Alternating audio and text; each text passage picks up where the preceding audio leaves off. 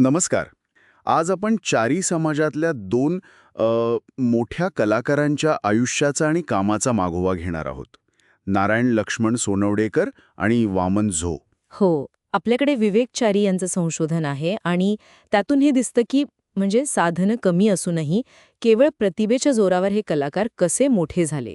हो, आणि या कहाण्या महत्त्वाच्या आहेत, कारण त्या दाखवतात की समाजाचं जे खरं कलात्मक वैभव आहे ते फक्त औपचारिक शिक्षणाच्या चौकटीतच नसतं. बरोबर. इथे आपल्याला प्रतिभेचे दोन अगदी वेगळे मार्ग दिसणार आहेत. सुरुवात करूया नारायण लक्ष्मण सोनवडेकर यांच्यापासून. जन्म 1933चा, आखेरी गावातला, सावंतवाडीजवळ. पण शिक्षण मुंबईत झालं, प्रतिष्ठित सर जे स्कूल ऑफ आर्ट्समध्ये. हो. शिल्पकलेत तर पहिल्या वर्गात पास झाले, सुवर्णपदकही मिळवलं आणि पुढे फेलोशिप पण. म्हणजे काय म्हणतात त्याला, अगदी पायाभक्कम होता. अगदी. गम दिसतो. आणि जे सारख्या संस्थेत शिकल्यानं त्यांच्या कलेला एक दिशा मिळाली असेल नक्कीच. ते 1959 मध्ये मिळालेलं गव्हर्नर पारितोषिक पण आहे. म्हणजे अगदी सुरुवातीलाच त्यांच्या कामाची दखल घेतली गेली. शिक्षणानंतर त्यांनी मुंबईतच आपलं काम सुरू केलं, व्यावसायिक शिल्पकला. अच्छा. त्यांची अनेक मोठी स्मारक शिल्प देशभर आहेत. म्हणजे कन्याकुमारीतले स्वामी विवेकानंद, हो बरोबर. मुंबई विधान भवनातले महात्मा फुले, 20 फुटी पुतळा आहे तो. अरे वा, खूप मोठी कामं आहेत ही. हो. फर्मागुडी गोव्यात शिवाजी महाराजांचा अश्वरूढ पुतळा, नागपूर विधान भवनात गांधीजींचा पुतळा, आणि टाटा, बिर्ला, बजाज यांच्यासाठीही काम केलं त्यांनी. खरंय. म्हणजे फक्त कलात्मकच नाही तर राष्ट्रीय आणि सांस्कृतिक दृष्ट्याही ही शिल्प खूप महत्वाची आहेत. बरोबर. आणि फक्त शिल्प बनवली नाहीत तर त्यांनी जे मध्ये शिकवलं पण जवळपास 15 वर्ष. हो, 1962 ते 77 पर्यंत.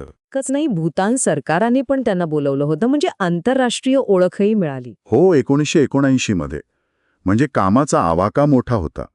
हा झाला एका मोठ्या कॅनव्हासवर काम करणाऱ्या, औपचारिक शिक्षण घेतलेल्या कलाकाराचा प्रवास. पण याच समाजात दुसरी एक परंपरा होती, जी पिढीदात चालत आलेली आहे. अगदी. त्याचं उत्तम उदाहरण म्हणजे वामन झो. जन्म 1934चा, गोव्यातल्या चिंबलचा. हो. सोनवडेकरांपेक्षा किती वेगळी सुरुवात. शिक्षण म्हणजे पोर्तुगीज माध्यमातलं फक्त लिसियमचा पहिला वर्ग. आर्थिक अडचणी होत्या ना. हो ना. पण कला रक्तात होती. लाकडी कोरीवकाम तर 4 पिढ्यांपासून चालत आलेलं. वडील काशीनाथ झो स्वतः कलाकार. म्हणजे अगदी लहानपणापासून सुरुवात केली असणार. हो, वयाच्या 10व्या वर्षापासून. ही तुलना खूप म्हणजे इंटरेस्टिंग आहे. एका बाजूला संस्थेतलं शिक्षण, दुसरीकडे पिढ्यानपिढ्या चालत आलेलं ज्ञान आणि अनुभव. बरोबर. कौशल्य किती खोलवर रुजलेलं असू शकतं हे दिसतं. त्यांचं फर्निचर खूप लोकप्रिय होतं म्हणे. हो, सोफा सेट, महाराज खुर्च्या, ड्रेसिंग टेबल. पोर्तुगीज काळात आणि नंतरही खूप मागणी होती. अच्छा. आणि काही वस्तू तर अमेरिका, जर्मनी, पोर्तुगालला पण गेल्याचं कळतं. पारंपरिक फुलांच्या नक्षीवर जास्त भर होता त्यांचा. हां. पण मग त्यांना पुढे प्रशिक्षणाची संधी मिळाली, त्याने नक्कीच मदत झाली असेल. कुठे मिळालं प्रशिक्षण? लिस्बन आणि बेंगलोरला. 1958-60 मध्ये लिस्बनला आणि मग 1964 मध्ये बेंगलोरला. यातून काय झालं असेल की जे पिढीजात कौशल्य होतं त्याला कदाचित थोडी आधुनिकतेची जोड मिळाली असेल. हो, आणि त्यामुळे मागणी वाढली असेल. नक्कीच. पारंपरिक कलेला टिकवून ठेवण्यासाठी हे महत्वाचं ठरलं असणार. आणि ते फक्त लाकडी कामातच नाही, तर हस्तिदंत आणि दगडी कोरीव कामातही तितकेच कुशल होते. हे वाचून तर कमाल वाटलं. अरे वा, हस्तिदंती काम पण. हो, आणि त्यासाठी त्यांना राष्ट्रीय पुरस्कार मिळाला होता 1968-69 मध्ये. सेंट फ्रान्सिस झेवियरचा पुतळा आणि मंगेश मंदिराची प्रतिकृती. अच्छा. आणि तो पण थेट राष्ट्रपती झाकीर हुसेन यांच्या हस्ते. काय सांगताय? म्हणजे बघा, औपचारिक शिक्षण कमी असूनही राष्ट्रीय पातळीवर केवढी मोठी ओळख मिळाली त्यांना. खरंच. पेडणे मंदिरातली महिषासूर मर्दिनीची दगडी मूर्ती किंवा मडगावातला लुईस दे मिनेझिस ब्रागांझा यांचा पुतळा, ही सगळी त्यांच्या कामाची उदाहरणं आहेत. नंतर स्वतःचा समर्थ वूड कार्विंग नावाचा व्यवसाय पण सुरू केला त्यांनी. बरोबर. म्हणजे सोनवडेकरांच्या भव्य कामांपेक्षा त्यांचं काम वेगळं होतं, पण कलात्मक उंची आणि ओळख यात ते कुठेच कमी नव्हते.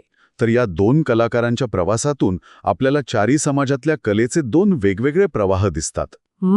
सोनवडेकरांनी औपचारिक शिक्षण आणि प्रतिभेच्या जोरावर मोठी सार्वजनिक शिल्प घडवली. आणि वामन झो यांनी पिढीजात कौशल्य, प्रशिक्षण आणि परिश्रमातून पारंपरिक कलेला एका वेगळ्या उंचीवर नेलं, राष्ट्रीय आंतरराष्ट्रीय स्तरावर. दोघांचाही वारसा खूप मोठा आहे. अगदी. आणि हे दाखवून देतं की यश मिळवण्याचा किंवा कलेत प्रावीण्य मिळवण्याचा एकच एक मार्ग नसतो.